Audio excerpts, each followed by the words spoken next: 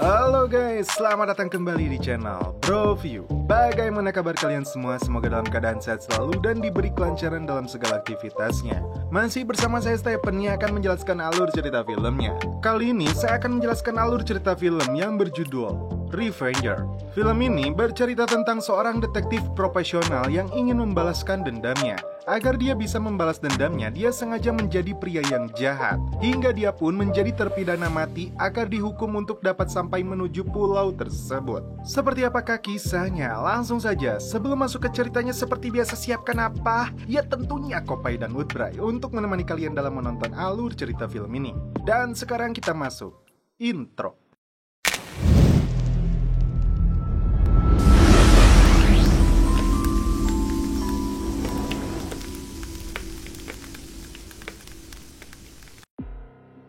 Dikisahkan, seorang mantan agen Interpol Korea yang bernama Kim Yul dituntut hukuman mati atas tuduhan pembunuhan Carlos Kun. Dia adalah seorang bos dari sindikat kejahatan terkenal CRK. Pembunuhan itu dilakukan sebagai bentuk balas dendam atas kematian istri dan anaknya. Sebelum eksekusi berlangsung, Kim Yul ditempatkan di sebuah pulau isolasi AP-101 Samudra Hindia. Lebih tepatnya, lokasi ini berada di Gua Dayeuh, Karawang. Terpidana hukuman mati dari 12 negara Asia berada di penjara pulau ini. Seorang bocah bernama Jin dikejar gerombolan tahanan untuk dibunuh. Beruntung, ibunya yang bernama Mali melancarkan serangan anak panah untuk menghentikan mereka.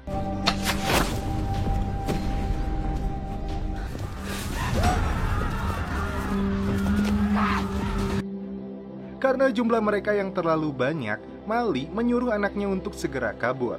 Sialnya, mereka berhasil menangkap Jin. Di antara tahanan ini, beberapa di antaranya berasal dari Indonesia.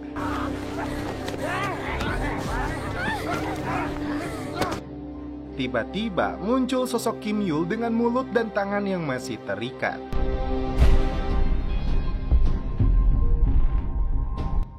Meskipun seorang narapidana hukuman mati, Kim Yul yang merupakan mantan agen Interpol ini tidak bisa membiarkan anak kecil dieksekusi mereka.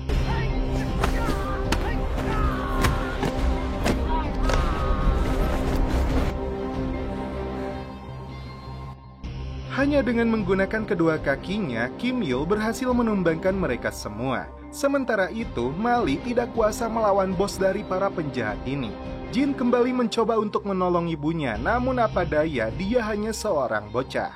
Kim Yul kembali menunjukkan skillnya. Penjahat ini hanya tertawa saat Kim Yul menanyakan keberadaan Carlos Kun. Dan inilah akibatnya.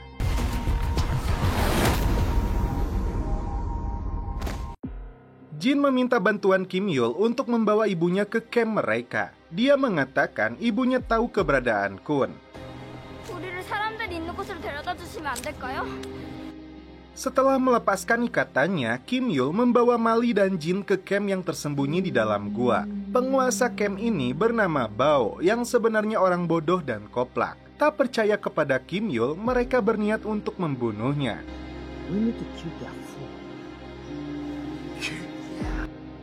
Jin mencegahnya karena Kim Yul telah menyelamatkan dia dan ibunya. Mali yang terluka membutuhkan bantuan kakek Ipa.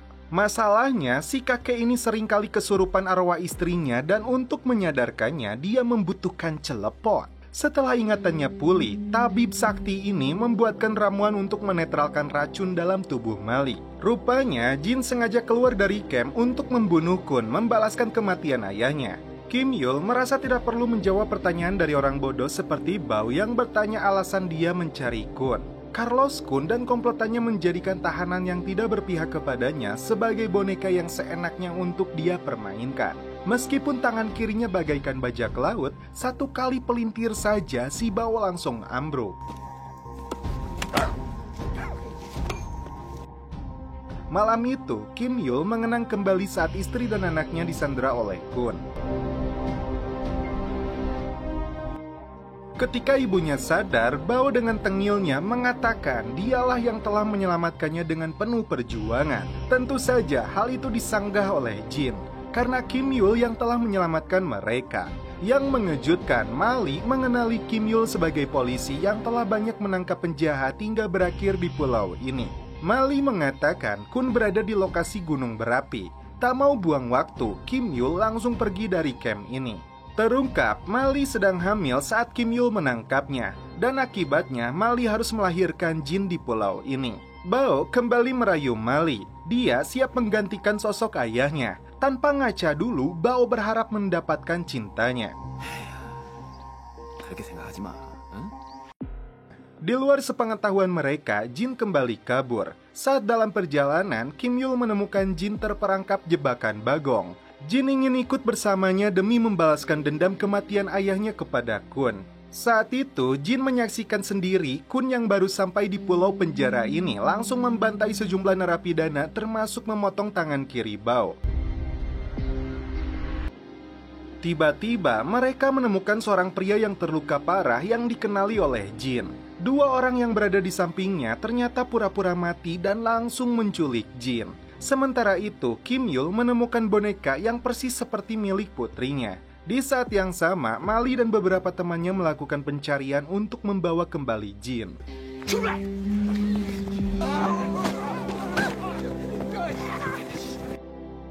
Masuk ke dalam bangunan, Kim Yul mendapati beberapa tahanan berada dalam kondisi mengerikan di dalam sel. Beberapa orang yang menjaga tempat ini langsung dia lumpuhkan.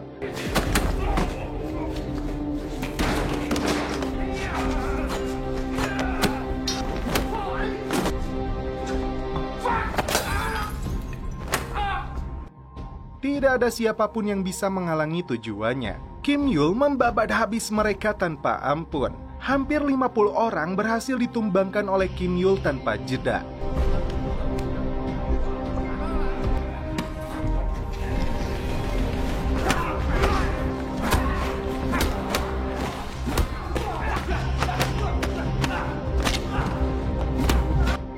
Ketika berhadapan dengan bos mereka, Kim Yul sempat terkena bogem mentah.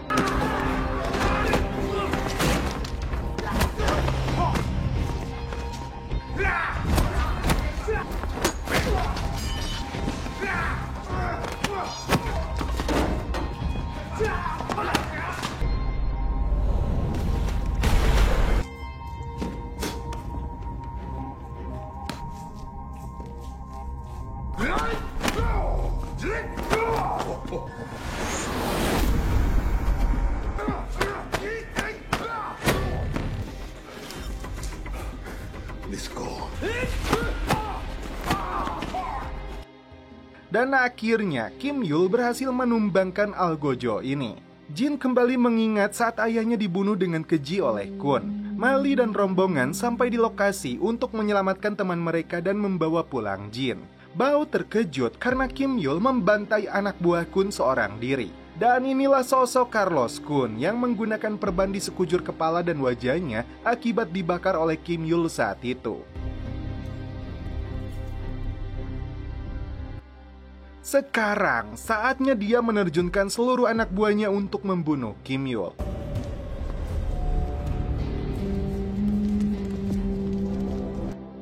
Tak diduga, Jin ditemukan oleh pasukan pemanah. Beruntung, Kim Yul datang tepat waktu menyelamatkan bocah ini. Dari arah belakang, Mali melihat Jin diselamatkan oleh Kim Yul. Puluhan anak panah melesat hampir mengenai Kim Yul dan Jin. Di saat yang sama, Mali melancarkan serangan dan membunuh mereka satu persatu.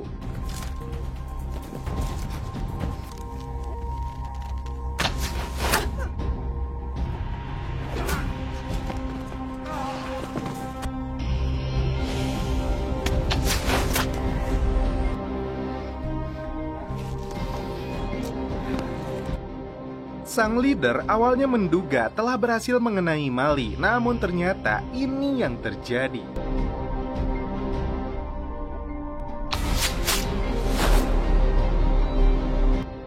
Mali menemukan Jin dalam kondisi yang baik, namun naas bagi Kim Yul yang tidak sadarkan diri setelah terkena panah beracun.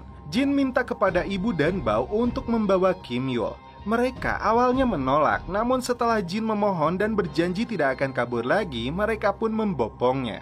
Karena musuh dalam jumlah besar berdatangan, Bao dan satu anak buahnya bertugas mengalihkan perhatian. Sesampainya di camp, si Aki kembali diminta bantuannya untuk menyelamatkan Kim Yul. Penyakitnya kambuh dan kali ini Mali sendiri yang melakukan celepot. Ramuan herbal direbus untuk menetralkan racun dalam tubuh Kim Yul. Selain totok jarum, tabib sakti ini melakukan bekam kuno untuk menarik racun dalam tubuhnya. Sementara itu, Bao dan anak buahnya yang berasal dari Indonesia terkena jebakan.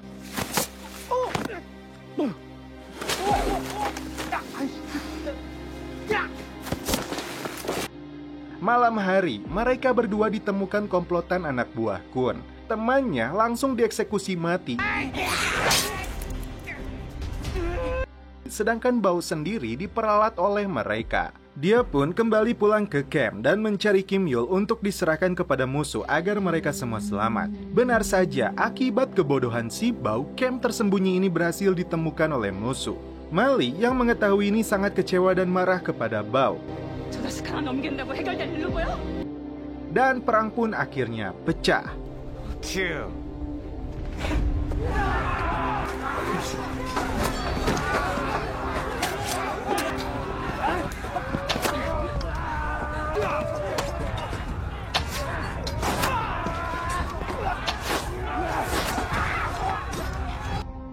Sementara itu, Jin berusaha membangunkan Kim Yul untuk meminta bantuannya.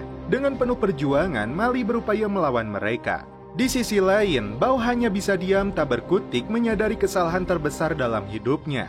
Puluhan teman-temannya di dalam camp ini tewas dibantai oleh mereka. Tersisa Mali seorang diri yang hampir dijadikan mangsa dari tangan kanan si Kun ini. Bao yang tidak rela melihat Mali dipukuli, dia pun bangkit untuk melawannya. Tapi dia bukanlah lawan yang seimbang baginya. Ketika Mali sudah tidak berdaya dan hampir ditikam, Bao mengorbankan dirinya. Di saat itulah sang tabib meminta arwah istrinya untuk menarik nyawanya demi menyelamatkan Kim Yul.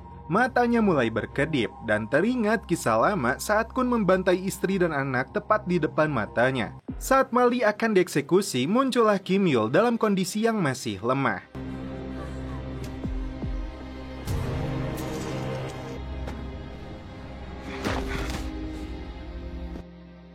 Sang jagoan ini kembali bangkit untuk membantai musuh-musuhnya.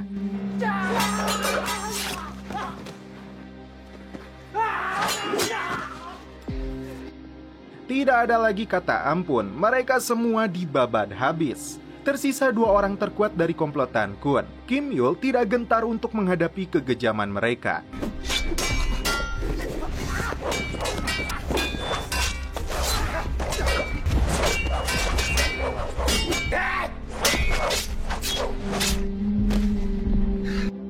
Setelah pertarungan sengit terjadi, 1 orang berhasil dibunuh. Tersisa si bongkok dan pertarungan pedang mereka berjalan alot.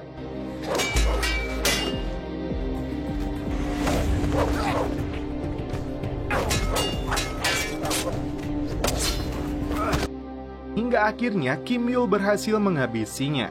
Dan inilah sosok Carlos Kun yang melepaskan seluruh perban dalam tubuhnya. Kim Yul datang ke markas mereka dan berhadapan langsung dengan Kun.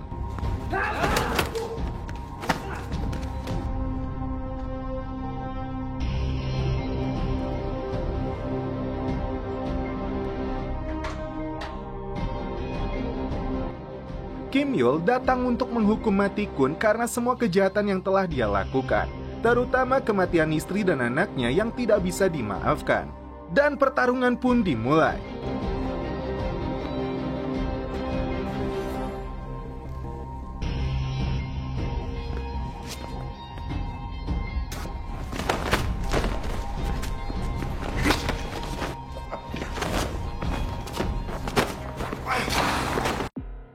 Satu sama lain melancarkan serangan mematikan hingga Kun dengan liciknya mengeluarkan pisau. Agen Interpol dan bos mafia ini sama-sama memiliki kemampuan tempur yang tinggi. Hingga Kim Yul berhasil melepaskan pisau itu dari tangannya.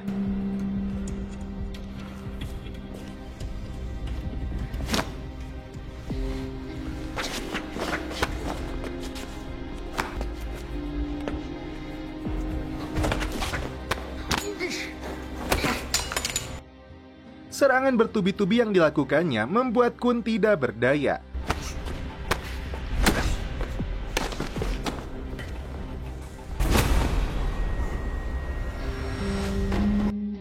Untuk meningkatkan adrenalinnya, Kun sempat ngehem-hem daun opium. Tak berarti apa-apa, Kim Yul melancarkan serangan terakhirnya hingga Carlos Kun benar-benar mampus.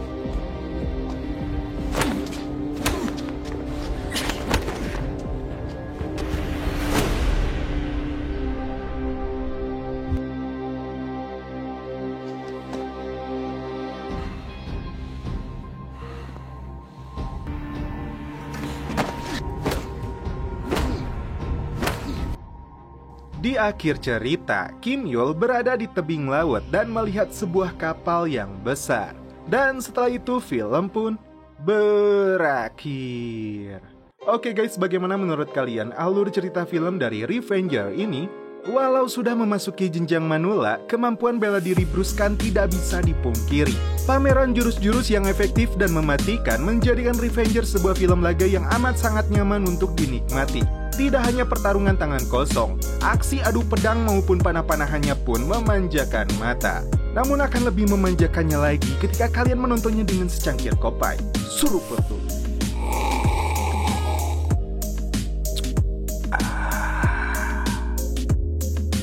Mantap. Oke guys, cukup sekian alur cerita film ini. Salam penutup seperti biasa dari kami. Mohon maaf bila ada kata-kata yang kurang berkenan di hati kalian. Mohon dimaafkan ya. Salam perfilman duniawi. Keep enjoy.